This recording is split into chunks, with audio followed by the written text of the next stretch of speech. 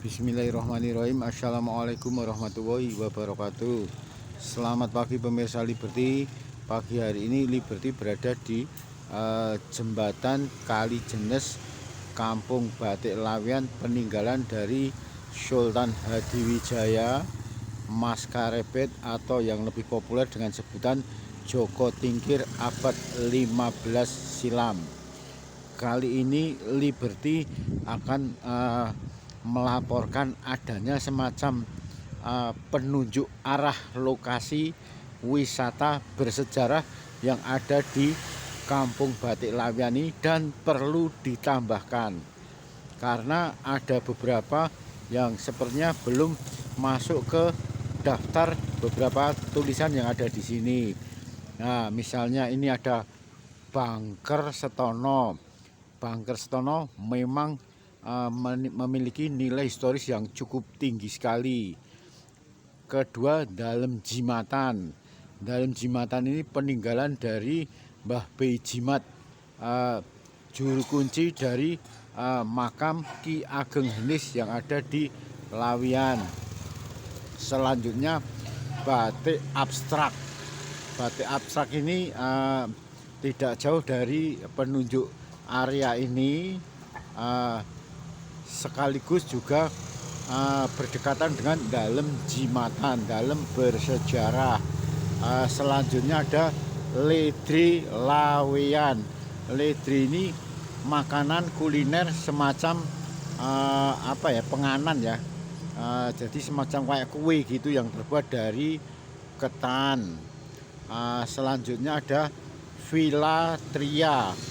Villa Tria ini lokasinya memiliki nilai historis yang sangat tinggi karena rumah batik kuno, rumah dari milik saudagar batik yang ada di Kampung Laweyan yang usianya sudah cukup kuno sekali, cukup antik sekali, cukup lama sekali. Sekaligus ada kuliner undo usuk yang hanya dibuka pada minggu pertama pada setiap bulannya. Sebenarnya masih bisa ditambahkan lagi, bisa di bawahnya atau bisa di atasnya, karena masih ada beberapa tempat peninggalan bersejarah yang memiliki nilai historis sangat tinggi sekali. Misalnya dari penunjuk ini ke arah kiri atau ke arah timur ini, selain memasuki wilayah Dalem Jimatan, juga di situ ada tidak jauh dari Dalem Jimatan ini ada semacam peninggalan dari Sultan Hadiwijaya Maskarebet atau Joko Tingkir, pastinya hampir 500 tahun yang lalu, yaitu Bandar Kabanaran. Tak jauh dari gang menuju Dalem Jimatan ini, Bangker, belok ke kiri ada Bangker. Selanjutnya lurus ke timur, di situ ada peninggalan Bandar Kabanaran. Bandar Kabanaran ini pada saat itu abad 15 silam dikenal sebagai pelabuhan sungai dari Joko Tingkir, Kerajaan Kasultanan Pajang. Tidak jauh dari lokasi Bandar Kabanaran atau di sebelah utaranya ada semacam makam yang memiliki nilai historis juga cukup tinggi, yaitu makam Adipati dari Surabaya yang dibunuh oleh beliau Sinuwun Pakubono kedua Keraton Kartasura Hadiningrat. Jadi masa tragedi pembunuhan Adipati Surabaya ini, Keraton Kasunanan Surakarta Hadiningrat belum berdiri karena Sinuwun Pakubono kedua masih berada di Kartosuro Hadiningrat. Dengan adanya makam Jengrono ini Adipati Surabaya yang dibunuh oleh Pakubono kedua karena mulai membangkang dengan perintah dari Sinuwun Pakubono kedua. Akhirnya untuk menghindari pertumpahan darah yang pastinya banyak memakan korban, dipanggillah beliau Jayeng Rono untuk menghadap ke Kartosuro dan dibunuh, sehingga makamnya ada di kampung tertua di Kota Solo, Kampung Laweyan. Tidak jauh dari makam Jayeng Rono juga ada makam memiliki nilai sejarah yang cukup tinggi, yaitu makam keluarga pembatik. Ini zaman Belanda, ini sudah zaman Belanda ini. Ada 5 kuburan yang di situ pada saat itu dikenal sebagai pembatik yang ada di Kampung Batik Laweyan ini kena serangan bom dari penjajahan kolonialis Belanda. Setidaknya dari semacam area penunjukan lokasi-lokasi bersejarah yang ada di Laweyan ini, jika ke kiri atau ke timur masih ada beberapa tempat-tempat sejarah yang harus ditunjukkan di semacam di papan ini.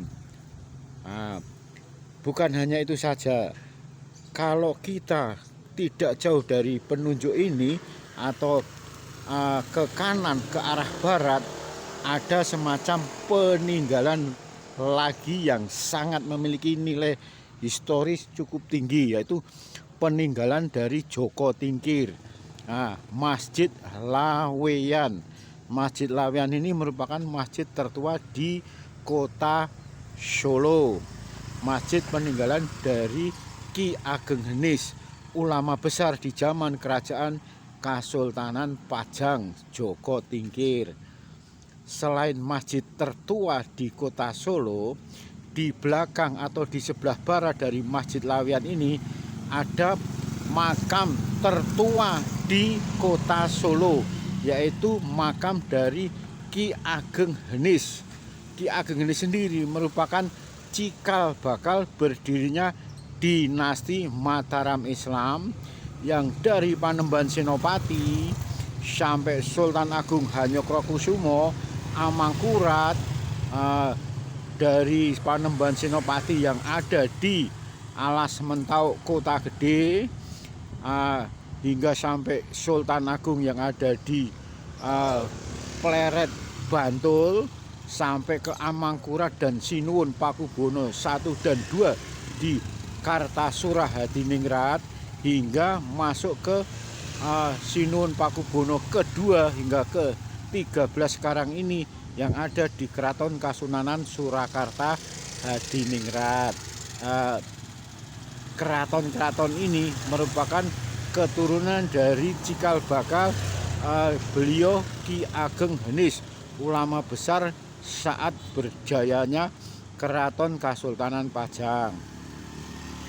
Pas di belakang dari sini, selain ada makam Ki Ageng Henis, juga ada makam tua, makam Ki Ageng Beluk.